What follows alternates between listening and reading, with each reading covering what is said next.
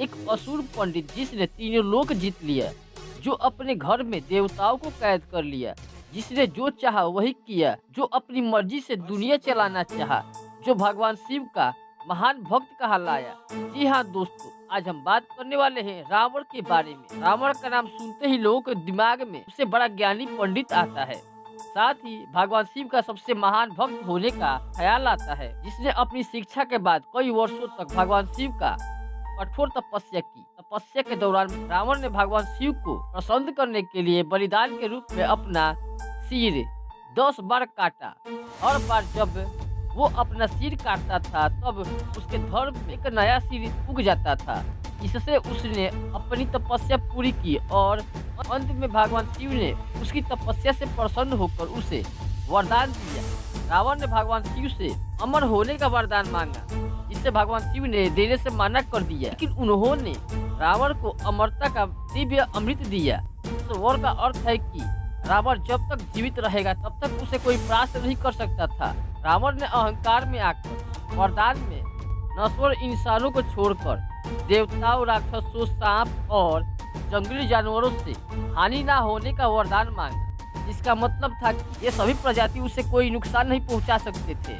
भगवान शिव उसे उसके सभी 10 कटे सिरों के साथ कई दिव्य और कई प्रकार के चमत्कारी दिव्य शक्तियाँ दे दिया। इसी वजह से रावण रसानंद कहलाया। इस वरदान के हासिल करने के बाद रावण अपने दादा सुमाली की तलाश और अपनी शक्तियाँ विस्तार करने के लिए सेना का नेतृत्व करने लगा। इसके बाद रावण की नजर लंका पर पड़ी और उसने पर कब्जा जमाने की कोशिश की। लंका एक बेहद ही सुंदर नगरी थी, जिसे भगवान शिव और माता पार्वती के लिए विश्वकर्मा द्वारा बनवाया गया था।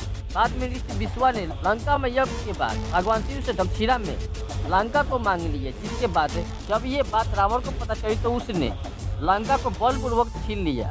लंका पर विजय के बाद रावण ने भगवान शिव से मिलने के लिए कैलाश पर्वत पर पहुंच गया। भगवान शिव के वाहन नदी रावण को अंदर जाने से मना कर दिया, जिससे वो नाराज होकर नदी को चिढ़ाने लगा। बदले में नदी ने क्रोधित होकर रावण को श्राप दिया कि लंका एक वानर द्वारा ही नष्ट किया जाएगा। नदी के सामने शिव के प्रति अपना प्रेम दिखाने के लिए रावण ने कैलाश पर्वत को उठा लिया और कहा कि वे भगवान शिव समेत कैलाश पर्वत को उठाकर लंका लेकर जाएगा। रावण का यह अहंकार तोड़ने के लिए भगवान शिव ने अपने पैर का एक उंगली नीचे रख दी। इसके बाद कैलाश पर्वत वापस अपने जगह पर स्थापित हो गया, लेकिन इस दौरान रावण का हाथ कैलाश पर्वत के नीचे आ गया। इसके बाद रावण दर्द से कहरा उठा और भगवान शिव को प्रसन्न करने के लिए उसने भगवान शिव का गुणगान करना स्टार्ट कर दिया और इस तरह से शिव तांडव का रचना कर दिया। जिसके बाद भगवान शिव उसे क्षमा कर दिए और भगवान शिव उसे खुश होकर रावण को एक तलवार चंद्रहास दिया।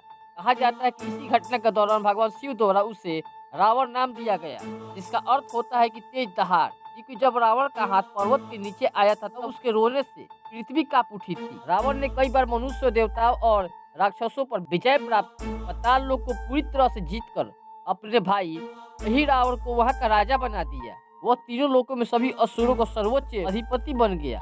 एक बार उसे अपने भाई कुबेर के आलोचना के बाद स्वर्ग लोक पर हमला कर दिया और देवताओं को हरा दिया। उसने देवों, मनुष्य और नागों पर जीत हासिल की। रामायण में रावण का सभी मनुष्य और देवताओं पर विजय के रूप में जिक्र किया गया है। उसने वरदान के समय मनुष्य को छोड़ दिया था, जिसके बाद भगवान विष्णु मनुष्य के रूप में राम जन्म लिए और भगवान राम अपनी मनुष्य रूपी में ही मारा। रावण एक बहुत बड़ा ज्ञानी पंडित था, लेकिन उसकी मृत्यु का कारण उसका अहंकार था।